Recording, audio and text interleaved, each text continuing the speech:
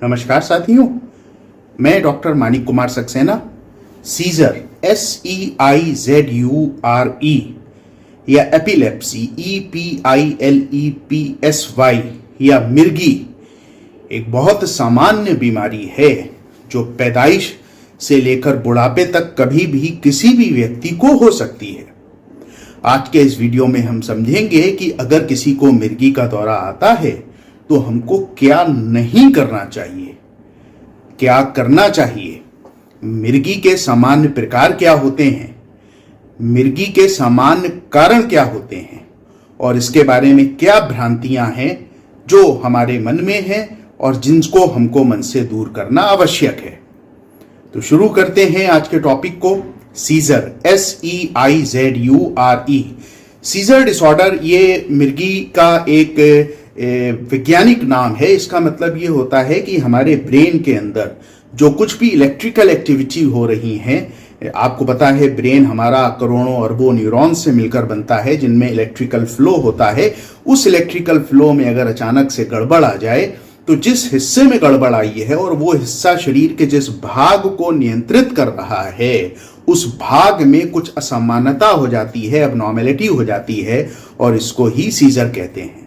आमतौर पे लोगों का मानना होता है कि सीजर का मतलब हो गया कि इंसान अचानक गिर पड़ा और जोर जोर से उसको झटके आने लगे। ऐसा नहीं है साथियों, सीजर के कई सिम्टम्स होते हैं। सीजर ऐसा भी हो सकता है कि बच्चा बस आंख बंद करके यूं 2-3 सेकंड तक देखता रहे और ऐसा उसको दिन में सैकड़ों बार हो सकता है। सीजर में यह भी हो सकता है कि केवल एक हाथ में हल्के से मूवमेंट डिसऑर्डर आए। सीजर में यह भी हो सकता है कि व्यक्ति को कुछ एबनॉर्मल सुंघाई देने लगे, अचानक से तेज, या कुछ दृश्य दिखाई देने लगे। ये इस पे निर्भर करता है कि ब्रेन के अंदर जो इलेक्ट्रिकल एक्टिविटी हुई है वो इलेक्ट्रिकल एक्टिविटी हमारे ब्रेन के किस हिस्से को प्रभावित कर रही है और ब्रेन का वह हिस्सा शरीर के किस हिस्से को नियंत्रित कर रहा है। एपिलेप्सी क्या है? अगर सीजर एक बार से ज्यादा हो और ऐसे कारण से हो जिस कारण को हम करेक्ट कर सकते हैं, सही कर सकते हैं, जैसे मान लीजिए ब्रेन में टीबी हो जाए, दिमागी बुखार हो जाए, या मान लीजिए ब्रेन में एक न्यूरोसिस्टिक सर्कोसिस टीनिया सोलियम जो एक पेट का कीड़ा होता है उसकी सिस्ट बन जाए। इन सब कारणों से अगर सीजर होता है और बार बार होता है, एक बार से ज्यादा होता है, तो उसको एपिलेप्सी कहते हैं। तो सीजर का मतलब हो गया कि ब्रेन की इलेक्ट्रिकल एक्टिविटी में कुछ चेंजेस आना, एबनॉर्मल चेंजेस आना, और जिसके वजह से ब्रेन शरीर के जिस हिस्से को नियंत्रित कर रहा था उस हिस्से पर कुछ ना कुछ दुष्प्रभाव दिखना। अब सीजर्स के प्रकार की बात करें तो एक होता है फोकल सीजर। फोकल सीजर का मतलब ब्रेन के एक छोटे से हिस्से में इलेक्ट्रिकल एबनॉर्मेलिटी हो रही है, तो वो हो सकता है केवल आपके हाथ में सीजर प्रोड्यूस करे या आपके पैर में सीजर प्रोड्यूस करे। अगर वो सेंसरी सिस्टम प्रोड्यूस कर रहा है तो हो सकता है व्यक्ति को कुछ सुंघाई देने लगे या व्यक्ति को कुछ एबनॉर्मल दृश्य दिखाई देने लगे, तो ये फोकल सीजर होते हैं। फिर दूसरा जो कॉमन सीजर होता है जो आम जनता को पता है, GTCS, generalized tonic clonic seizure. Generalized का मतलब पूरी बॉडी इन्वॉल्व हो रही है, टोनिक का मतलब होता है कि पहले पूरे शरीर की मसल्स तन जाएंगी, क्लोनिक के मतलब होता है कि फिर उनमें झटके आएंगे। और सीजर तो आपको मैंने बताया ही, GTCS ये सबसे सामान्य सीजर होता है। ये सीजर अमूमन लोग आप देखेंगे सड़क पर अचानक गिर गए और उनको इस तरीके की गतिविधि होने लगी। तीसरे किस्म के सीजर जो होते हैं उनमें एक बहुत कॉमन सीजर होता है जिसको एब्सेंस सीजर कहते हैं। ये बच्चों के माँ बाप खास तौर पे और ध्यान से सुने।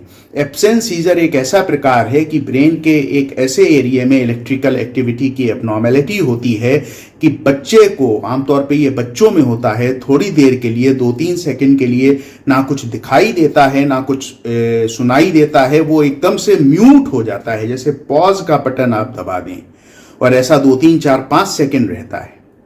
बेहोश नहीं होता, बच्चा गिरता नहीं, और ऐसा दिन में 100 से 200 बार हो सकता है।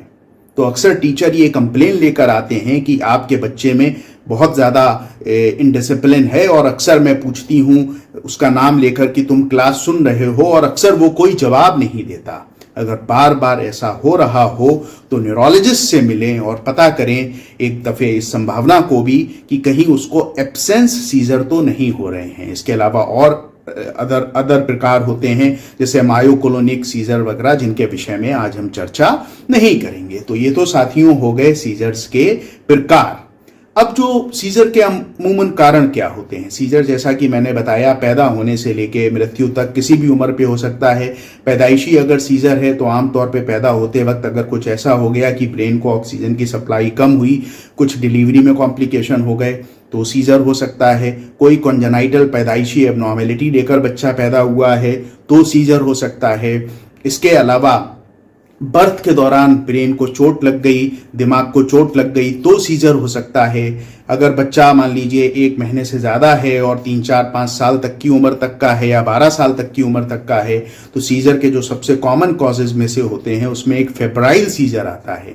अगर बच्चे को तेज बुखार चढ़ता है, अच्छा बुखार तेज की बात नहीं है, खास बात यह है कि बुखार तेजी से चढ़ता है। जैसे अगर किसी बच्चे को अचानक से 105 बुखार आ गया तो उसमें फेब्राइल यानी बुखार की वजह से सीजर आने की आशंका कम रहेगी। उसको 99 बुखार आया और 99 से 100 हुआ और 100 से एकदम 105 हो गया, डायरेक्ट स्टीप राइज हुआ, तो फीवर अगर तेजी से बिल्कुल बढ़ा तो ऐसे बच्चे में सीजर आने की आशंका ज्यादा रहती है। ऐसे सीजर्स को फेब्राइल सीजर्स कहते हैं। घबराने की बात नहीं होती, बुखार नियंत्रित हो जाता है और ये सीजर सही हो जाता है। लेकिन जब डॉक्टर के पास जाते हैं तो वो सीजर यानी मिर्गी के अन्य कारणों के लिए जांचें भी करा लेते हैं, जिससे कि हमको पता चल जाए कि ये फेब्राइल सीजर था, इसमें और कोई कारण नहीं था। फिर अगर हम बड़े पर आते हैं तो बड़े पे जो सबसे कॉमन सीजर का कॉज होता है वो हेड इंजरी होता है, इसीलिए कहा जाता है हेलमेट लगाकर चलिए। दूसरे नंबर पर फिर अगर हम आते हैं तो अगर किसी को मिर्गी की दवा चल रही है और उसने अचानक से दवा को अपनी इच्छा से बंद कर दिया तो विड्रॉल सीजर उसको कहते हैं, ड्रग विड्रॉल सीजर। इसके अलावा एल्कोहल विड्रॉल भी वयस्कों में सीजर का एक कॉमन कारण होता है। शुगर बहुत ज़्यादा हो जाए, शुगर बहुत कम हो जाए डायबिटिक पेशेंट में तो सीजर आ सकता है। इलेक्ट्रोलाइट एबनॉर्मेलिटी हो जाए, खासतौर पे कैल्शियम की, मैग्नीशियम की, तो पर्सन में सीजर डिसऑर्डर हो सकता है, मिर्गी का दौरा आ सकता है। इसके अतिरिक्त अगर और बुजुर्ग हैं, अगर उन बुजुर्ग में लकवे का, फालिस का असर आ गया या दिमाग के अंदर ब्लीडिंग हो गई तो सीजर आ सकता है, मिर्गी का दौरा आ सकता है। तो ये मिर्गी के दौरे के कुछ कॉमन कारण हैं, सामान्य कारण हैं जिनका आपसे मैंने जिक्र किया।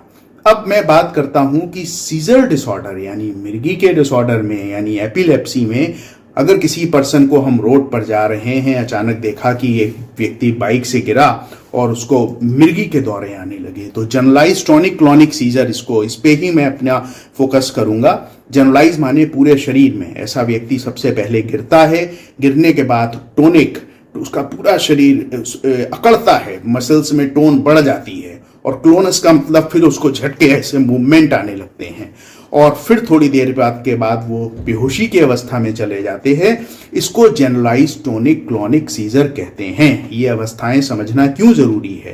क्योंकि अगर आप वहां पर हैं तो आपको ही उस पेशेंट की, उस रोगी की मदद करनी है। ये हमारा इंसानी फर्ज भी है, दायित्व भी है, और इसमें हमको क्या नहीं करना है पहले हम ये सीखेंगे, फिर क्या करना है हम इसके बारे में जानेंगे। तो एक भ्रांति है लोगों में कि रोगी को जूता सूंघा दें तो मिर्गी का दौरा चला जाता है। तो साथियों, ये भ्रांति कहाँ से उत्पन्न हुई इसके विषय में मैं नहीं जानता, लेकिन आपको बताना चाहता हूं, ये जो जनरलाइज टॉनिक क्लॉनिक सीजर होता है ये कुछ सेकंड से लेके 1.5-2 मिनट तक ही रहता है। तो संभवतः ऐसा हुआ होगा, कभी किसी ने जूता सूंघाया होगा, जब तक जूते को लाकर आप उसको सूंघाने जाएंगे तब तक 1.5-2 मिनट खत्म हो जाएंगे और सीजर एक्टिविटी खत्म हो जाएगी और श्रेय जो है वो जूता चले जाएगा कि जूता सूंघाने से सीजर हुआ। तो जूता सूंघाने की कोई आवश्यकता नहीं है। दूसरी बात, अगर किसी पर्सन को सीजर एक्टिविटी आ रही है तो उसको रोकने की कोशिश ना करें। सीजर रोकने से नहीं रुकेंगे क्योंकि स्पार्क उनका ब्रेन से जनरेट है, ब्रेन से इलेक्ट्रिकल सिग्नल आ रहे हैं और पूरी बॉडी मूव कर रही है। अगर आप रोकेंगे तो उसका उल्टा असर हो सकता है, व्यक्ति का बिहेवियर कॉम्बेटिव हो सकता है और वो रेजिस्ट कर सकता है, उसको और ज्यादा चोट लग सकती है। तो सीजर एक्टिविटी में जो सीजर है उसको क्लोजली ऑब्जर्व करना है, रोकना नहीं है। तीसरी चीज साथियों, मुंह के अंदर चम्मच, कपड़ा, उंगली जैसी कोई भी चीज ना रखें। एक पुरानी भ्रांति है कि जीभ पलट के हलक के अंदर चली जाती है। साथियों, ऐसा कुछ भी नहीं होता। तो मुंह के अंदर हमको कुछ भी नहीं रखना। चौथी चीज, हमको सीजर के दौरान किसी भी व्यक्ति के मुंह में, अगर मान लीजिए 1-1.5 मिनट की एक्टिविटी खत्म हो गई, वो थोड़ा सा उठे, वो गफलत की स्थिति में होते हैं, कुछ भी खाने पीने को नहीं देना है, क्योंकि उस समय खाने पीने को हम देंगे तो वो निगलेंगे, तो वो हो सकता है फेफड़े की नली में चले जाए और उनको जानलेवा स्थिति उत्पन्न हो जाए, सीजर से ज़्यादा कहीं जानलेवा स्थिति उत्पन्न हो जाए। तो हमको कुछ भी खाने पीने को नहीं देना है। और इसके अतिरिक्त इम्पॉर्टेंट चीज़ ये है कि ऐसे व्यक्ति को हमको खाने पीने को कुछ नहीं देना है, हमको उसके मुंह में कुछ नहीं रखना है, मैं फिर से रिपीट कर रहा हूँ, और हमको उनके सीजर की एक्टिविटी को कंट्रोल नहीं करना है, रोकना नहीं है। आजकल सीपीआर बहुत कॉमन टॉपिक है, जगह जगह लोग सुनते हैं, तो याद रखिए सीजर में कार्डियक अरेस्ट नहीं होता, तो ये नहीं कि आप एक्सटर्नल थंपिंग शुरू कर दें। और पांचवा, माउथ टू माउथ रेस्पिरेशन का भी कोई ऐसा खास रोल नहीं है, ऐसी खास स्टडीज नहीं आई हैं जिसमें ये बताया जाए कि सीजर में माउथ टू माउथ रेस्पिरेशन की ज़रूरत है। तो ये चीज़ें नहीं करनी है। फिर क्या करना है? सबसे पहली चीज, स्टे विद द पेशेंट, रोगी के साथ रुकिए, आसपास के लोगों से कहिए दूर हो जाएं, उसके पास हवा आने दें, और रोगी के साथ रुक के पूरी सीजर एक्टिविटी को मॉनिटर करिए। हो सके तो जब सीजर शुरू हुआ और कितने बजे खत्म हुआ, घड़ी में देखकर रिकॉर्ड करने का कोशिश करिए, क्योंकि जब डॉक्टरी सहायता पहुंचेगी तो आपकी ये सूचना बहुत मदद कर सकती है। ध्यान पूर्वक सीजर एक्टिविटी को देखिए कि कैसे कैसे क्या क्या चीजें हो रही हैं।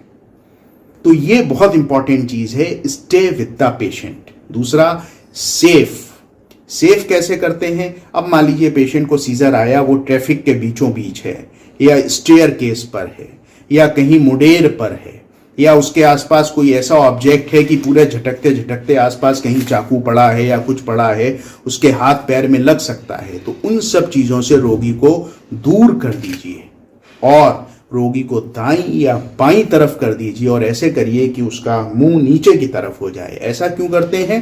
क्योंकि सीजर के दौरान बहुत सारा सलाइवा, बहुत सारी लार निकलती है, और वो लार हम नहीं चाहते कि मुंह के अंदर रुक के चोकिंग करे, तो वो लार जब हम साइड में करते हैं तो किनारे से लुढ़क जाती है।